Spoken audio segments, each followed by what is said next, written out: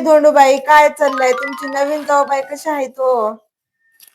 काय सांगू गाडी बाई, तुम्ही आपले म्हणून सांगतो माय. मला वाटल की देराचं लग्न झाल्यावर जाऊ येईल, घरामध्ये दोघ जण मिळून काम करावं काय की म्हणलो होतो माय. ती मोबाईलचं टप्पर घेते त्या पलंगावर जाते, अशी करते अशी करते. 4 चपात्या केली की झालं, तिचं कामच झालं बघा बाई. तिचं नाव काय की हाय ग माय, काय की अवघड हाय तिचं नाव. अहो साक्षीबाई हाय हो. हा, तिला म्हणलो साक्षी माय, आम्ही जरा गावामध्ये जाऊन बाजार करून घेऊन येत्या, ये जी की ना कुकर लावून ठेवू. तिचं नखऱ्याचं बोलणं बघलं की माय जाऊ बाई, मला कुकर लावाय ना म्हणजे आई शिकील नाही. बाई, आपण काय जलमल्या काय सोयाच्या गुत्तीलाच पळत होत्या काय?